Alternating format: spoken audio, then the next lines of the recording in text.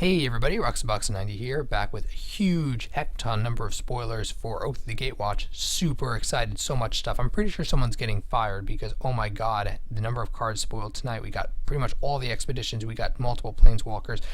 I'm freaking out here. Let's just jump right in. First off, we have the dual deck Frontliers from the new dual deck coming out in probably the springtime, because it looks like this is Geist Saint Traft, which is pretty awesome, getting a dual deck card like Geist as a foil. Yeah, it's new artwork, but not my favorite artwork, but it's still going to be a $15 to $20 Geist in addition to the decks. Seems pretty good to me.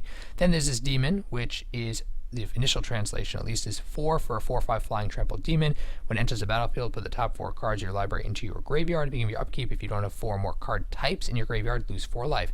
If this was 1 and 2 black, I could see this being modern playable. As is, it's probably going to be more of a limited, possibly constructed beat stick that also facilitates recursion, facilitates graveyard related stuff. Specifically, I'm thinking Dredge, but that's more for EDH Commander. It seems like there's a lot of ways to use this card. Very solid, powerful demon. Not Geist Saint Traft, but still, I could see them working well in matchup. And then let's run through. We got tons of stuff. We got new waste artwork. We got Crush of Tentacles, 6 for a sorcery surge, which is a new mechanic, 3 and 2 blue. You can cast this spell for its surge cost if you or a teammate has cast another spell this turn. Seems like a really fun card, not specific card, but ability for Commander and other multiplayer formats like Two-Headed Giant, etc. It's nice that they put in the teammate aspect because that allows us to have very interesting plays. In this case, return all non-land permanents to their owner's hands. If it is surge cost was paid, you get an 8/8 blue octopus token, which means you wrath the field and get an 8/8. Hence the mythic, because that's insane in limited, out of this world, especially in a Two-Headed Giant kind of mythic, Two-Headed Giant limited situation. Holy cow, going to be a fun commander card. Limited powerhouse. I doubt it's going to make it elsewhere, but those places are good enough.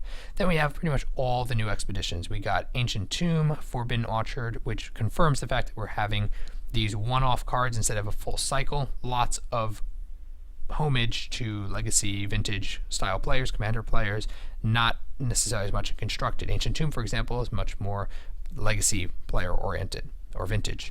Forbidden Orchard, same thing.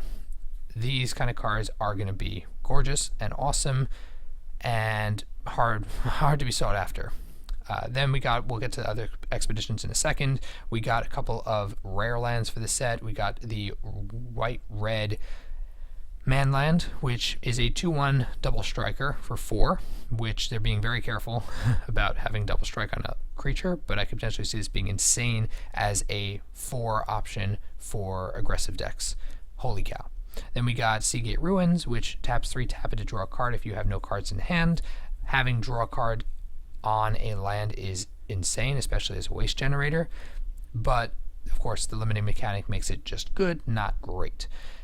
Blighted Crossroads is essentially a mana confluence, but you can only use it for Devoid. Okay, not as good. Then we got a couple of common lands for filtering in limited. They just tap various ways to add 1 mana. Crumbling Vestige, it adds 1 mana, so if any color to mana when it comes into play, but it's tapped, so it gives you that kind of, it doesn't lose you the turn of mana, but it also facilitates wastes. Then we got the we got the filter land cycle, all of them pretty much confirmed. Some of the artworks are better than others. Mana Confluence, Eye of Ugin, Strip Mine, Tech Edge, what else we got? Horizon Canopy, holy cow, that's awesome. Core Haven, that's awesome, especially as a commander player. With great artworks. I'm very excited with what they've done here. It's a little bit less strange the way it was in the Battle for Zendikar set, where some of the artworks were just like, what? But yeah, pretty awesome. And I think the main coup de grace of this is Wasteland. Yes, there will be an expedition Wasteland that's full art. Talk about money dollars. That's crazy. But to have something like that, Wizard seems to say, let's put Dust Bowl, or let's put Core Haven, or I guess better, Tech Edge, Strip Mine, cards that don't necessarily have an insane value. Yeah, they'll be probably $50 to $80, but they're not going to be like the fetch lands in terms of numbers. But at the same time, you get things like Core Haven, Horizon Canopy, and Wasteland, which will be crazy expensive. So it all balances out at the end of the day. And we got Dust Bowl here, just for the heck of it. Kalitas, Trader of Get, holy cow, Vampire Warrior, pretty sick Art 4 for a 3/4 lifelink. If a non-token creature an opponent controls would die, instead you exile the card and you get a 2/2 black zombie. Tap 3, sack another vampire or zombie, put 2 1/1 counters. This seems like a very solid mythic. Very aggressive card, has that lifelink to hurt other aggressive decks.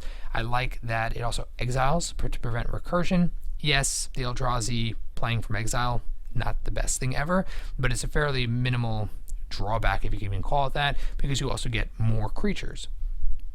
And the fact that he pumps, he's kind of like, I'm viewing him like a balanced Grave Titan, in that he'll fit into the kind of really aggressive vampire / black aggro kind of decks, but he's not quite as broken when he lands as something like Grave Titan. Sphinx of the Final Word is 7 for a 5/5, can't be countered, flying, hexproof, instant sorcery spells you control can't be countered. What? It's just, let's just put all the amazingness into this card and just, yeah, ridiculous. This is the kind of card that Commander players are going to freak about. This is the kind of card that's going to be really annoying in control decks as a kind of finisher, because it will prevent your opponents from handling your bigger spells. Overall, it just seems really well done. And Commander players, most of all, are going to love this card. Limited, bonkers, constructed, viable. I could see it happening. And Commander, out of this world, insane. Kozilek's Return, really interesting card. Instant speed, mythic. 3, devoid, it deals 2 damage to each creature. Whenever you cast an Eldrazi creature spell that costs 7 or greater, you can exile this from your graveyard, and if you do, it deals 5 damage. So in other words, it's a board wipe at instant speed, which then, if you play a bigger creature later in the game, is an even bigger board wipe to kind of give you that you play a huge creature, wipe the field of the small creatures. This card is really scary and really hard to judge. It could potentially be one of the best cards in the set. It could also kind of just flame out and be really good in standard, and that's about it. I'm not quite sure the impact, but seriously, having a double wipe that works really well with aggressive ramp style decks or even potentially Tron decks seems scary to me and awesome.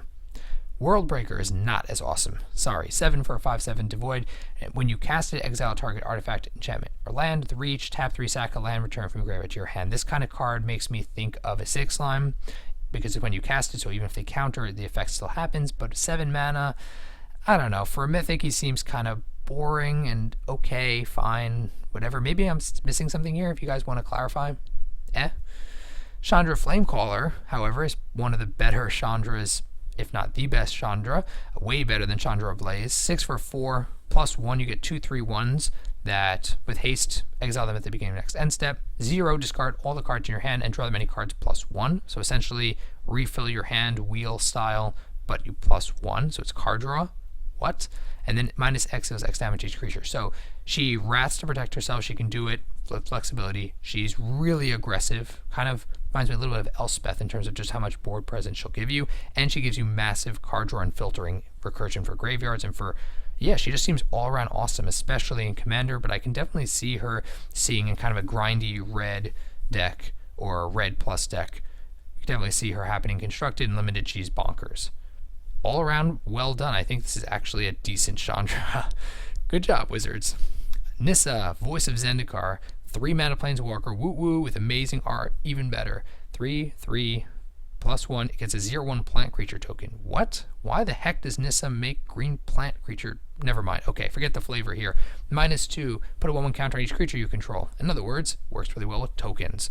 -7, you gain X life, or N draw X cards, where X the number of lands you control. So that's, pretty much forget that. That's even more difficult, I can imagine, than getting Liliana the Veil off.